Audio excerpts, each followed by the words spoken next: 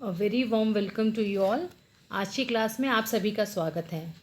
प्रशासनिक चिंतकों की कड़ी में आज हम लोग लूथर गुलिक के बारे में बात करेंगे। लूथर गुलिक, जैसे कि आप सभी लोग जानते हो कि संगठन के शास्त्रीय उपागम को शिक्षा के क्षेत्र में लोकप्रिय बनाने का क्षेत्र लूथर गुलिक को जाता है। इस वीडियो में आगे बढ़ने से पहले मैं आपको याद दिलाना चाहूँगी कि आज जो हम लूथर गुलिक के बारे में चर्चा करेंगे, हमारी चर्चा बहुत ही ब्रीफ में होगी। ब्रीफ में इन सेंस कि हम लोगों का जो उद्देश्य है, जो हम लोगों का फोकस रहेगा, वो ये रहेगा कि हम ऐसी जानकारी प्राप्त कर सकें जिससे हम लोग एमसीक्यू जो क्वेश्चंस होते हैं या जो वस्तुनिष्ठ क्वेश्चंस होते हैं उनको हम इजीली अटेम्प्ट कर सकें।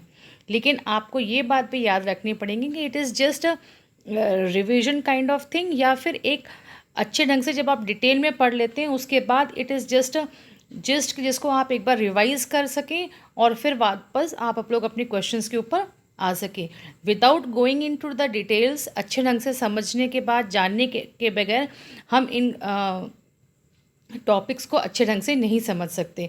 तो डेफिनेटली जो मैं आप लोगों के साथ शेयर कर रही हूँ वो बहुत ब्रीफ में शेयर कर रही हूँ, but you have to go through the topic in detail और बाद में फिर आप इन पॉइंट्स को अगर याद करेंगे तो आपके लिए वस्तुनिष्ठ क्वेश्चंस या जो ऑब्जेक्टिव क्वेश्चंस होते हैं उनको अटेम्प्ट करना आप लोगों के लिए ईजी होगा। जब हम बात करते हैं लूथर गुलिक की तो सबसे पहले हमारे दिमाग में जो शब्द आता है वो आता है पोस्ट कॉप। गुलिक ने संगठन को एक प्रारूप प्रक्रिया माना था और साथ ही संगठन के कार्य निर्धारण में संगठन की रचना की जो महत्व था उसके ऊपर उन्होंने बहुत ज़्यादा फोकस किया था।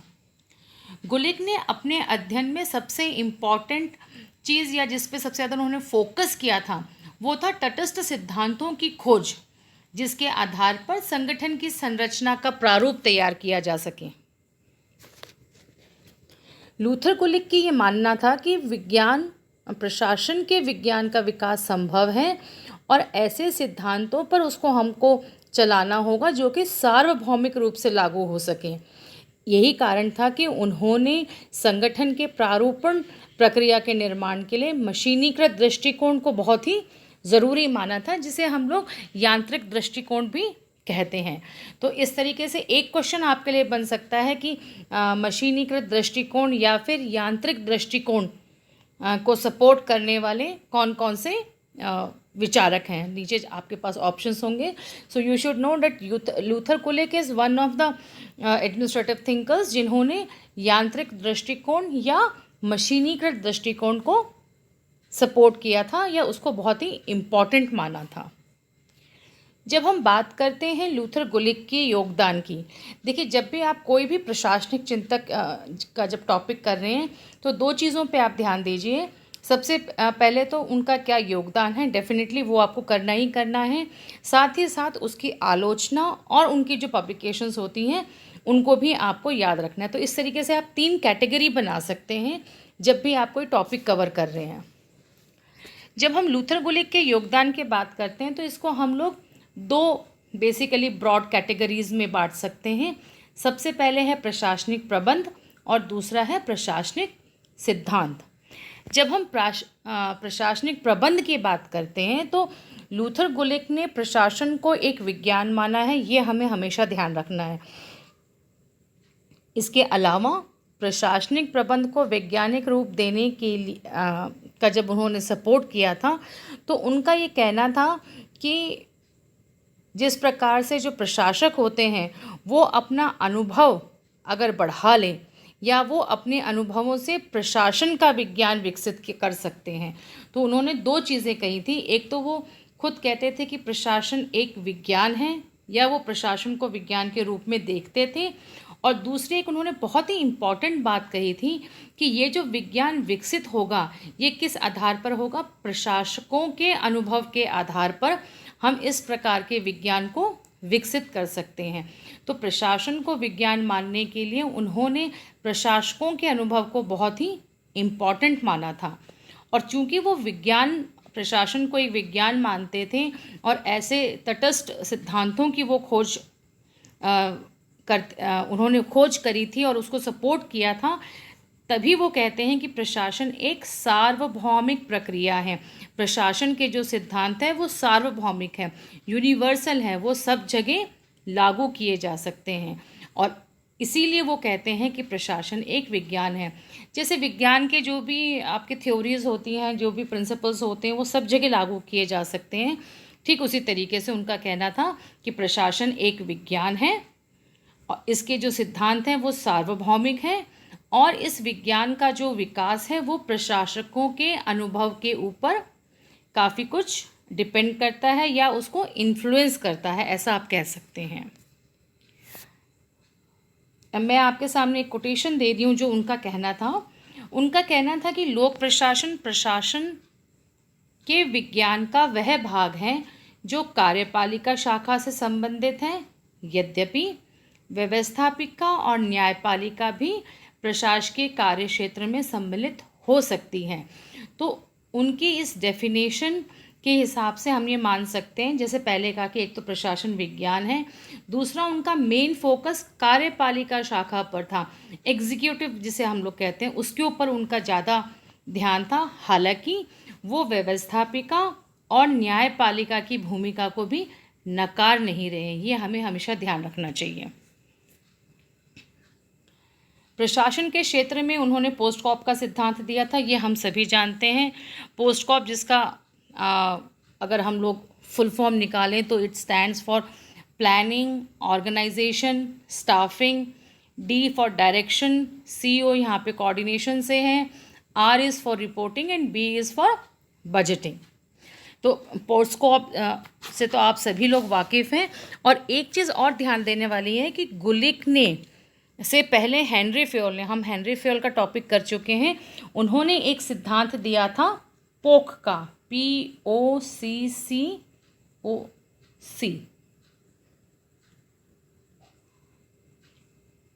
प्लानिंग, ऑर्गेनाइजेशन, कमांडिंग, कोऑर्डिनेशन और कंट्रोल। इन्होंने ये 5 चीज़ें बताई थी।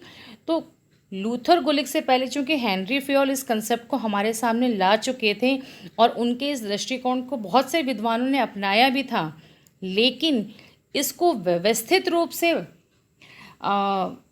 सबके सामने लाने का श्रेय लूथर गुलिक को जाता है, जो उन्होंने पोस्टकॉप के ज़रिए हम सबको दिया था। गुलिक ने अपने पोस्टकॉप की जो चर्चा करी थी वो notes on the theory of organisation पे करी थी, जो कि उन्होंने ब्राउनलो समिति को अपने लेखों में दिया था।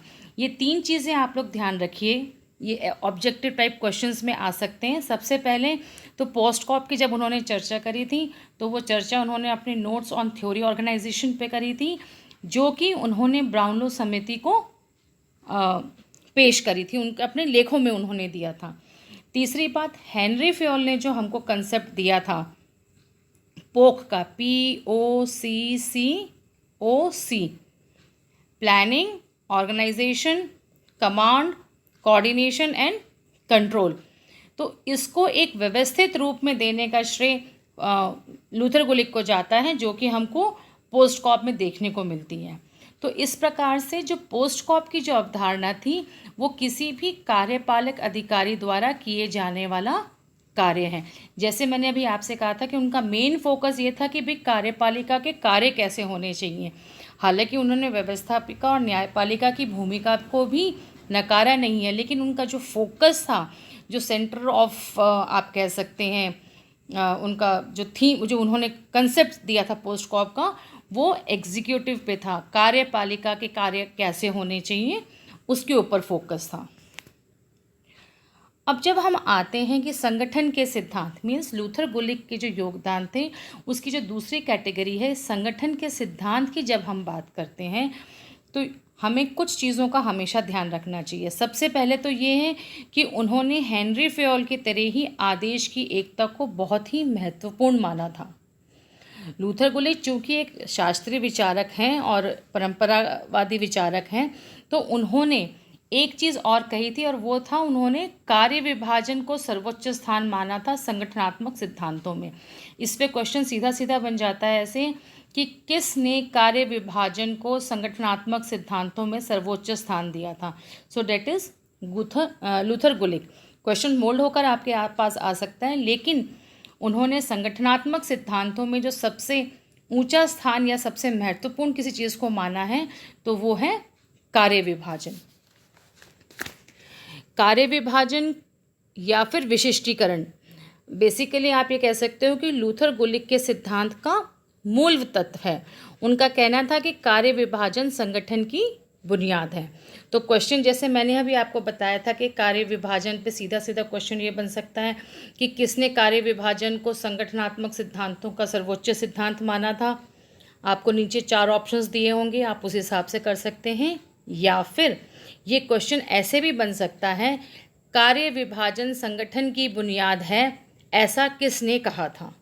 तो क्वेश्चन इस तरीके से आ जाते हैं। तो आप जब भी कोई भी अपना टॉपिक पढ़ते हैं तो उसमें से कोशिश कीजिए कि क्वेश्चंस के अलग अलग फॉर्म्स आप निकाल सकें और उसके साथ ही आप उनके जो राइट आंसर है उसको भी आप अपने ध्यान में रखिए। जब हम 4P की बात करते हैं, जहाँ पर 4P stands for purpose, process, person and place, यानी कि कार्य, प्रक्रिया, व्यक्ति और स्थान। ये 4P का जो सिद्धांत था वो लूथर गुलिक ने हमें दिया था, या फिर आप कह सकते हैं विभागीकरण का सिद्धांत। क्वेश्चन बन सकता है कि जो 4P का सिद्धांत किसने दिया था। ये बहुत इजी कैटेगरी का क्वेश्चन होगा, आंसर इज लूथर गुलिक। या फिर क्वेश्चन ये बन सकता है कि लूथर गुलिक द्वारा दिए गए 4P में से निम्नलिखित में से कौन सा नहीं है या कौन सा है।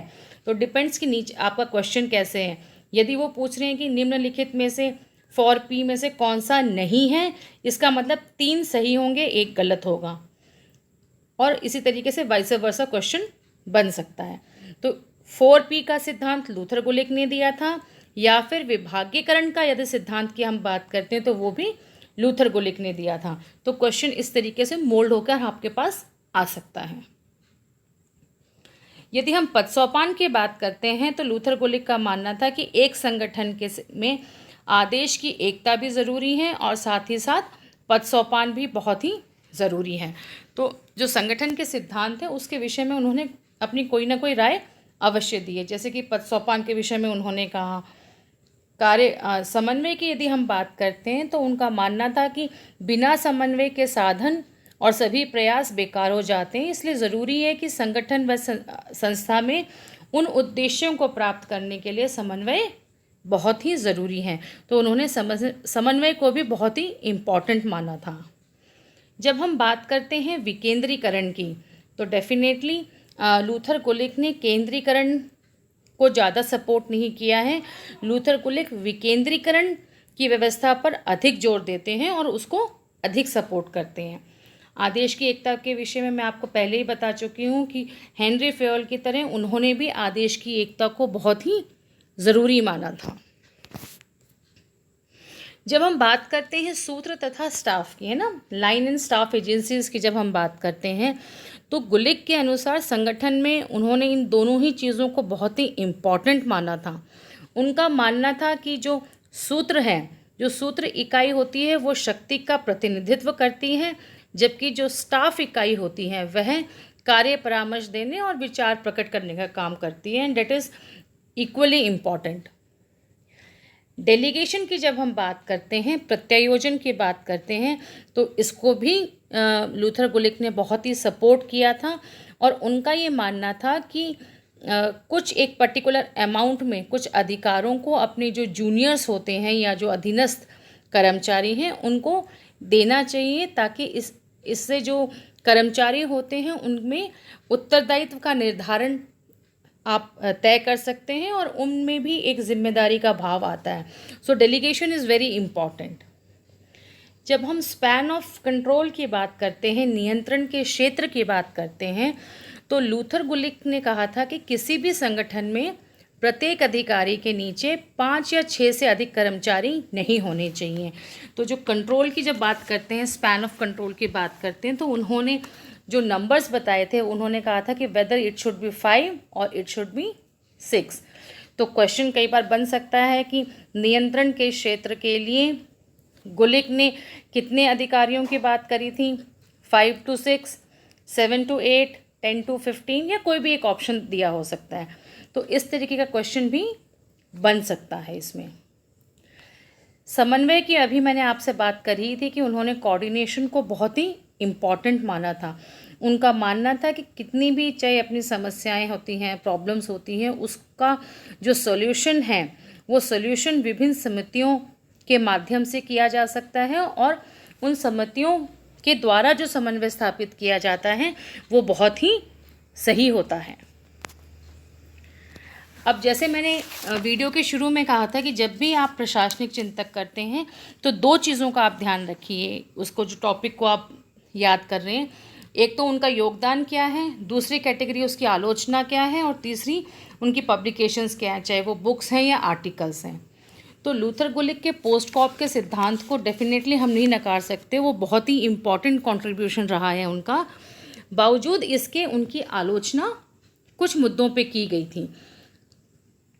यदि हम बात करते हैं उनके आलोचकों की तो Herbert Simon, L D. White, Dwight Waldo, Alfred Diamant, इन लोगों ने इस गुलिक की आलोचना काफ़ी की थी। उनकी आलोचना उनके पोस्ट कॉप के सिद्धांत को लेकर भी हुई थी। यद्यपि उसका कंट्रीब्यूशन बहुत अधिक था, लेकिन फिर भी इसका मानना ये था कि आप चूँकि कार्यपालिका को चलाने वाले, प्रबंध में काम करने वाले, आप कोई सा भी इंस्टीट्यूशन ले लीजिए और कोई सा भी लेवल ले लीजिए, आप आदमी को या मानवीय तत्व की अवहेलना नहीं कर सकते। जबकि पोस्ट कॉप में मानवीय तत्व की हम कहीं पे भी बात नहीं करते हैं। तो इस आधार पे उनकी काफ़ी आलोचना की गई थी। और जब हम बात करते हैं, जो उन्होंने एक और कंसेप्ट हमको दिया था 4 P's का, या विभागीकरण की जब हम बात करते हैं, तो 4P के सिद्धांत की यह कहकर आलोचना की गई थी कि इससे ये स्पष्ट नहीं होता है कि कार्य विभाजन किस स्थान पर, कौन से आधार के लिए या किस प्रकार से किया जाए। इसी संदर्भ में एल.डी. वाइट का कहना था कि सूत्र, स्टाफ, पद सोपान, सत्ता एवं केंद्रीकरण जैसे शब्द केवल प्रशासनिक परिस्थितियों की व्याख्या करते हैं, इससे अधिक इसका और अधिक कुछ उपयोग हमें नहीं दिखाई देता है।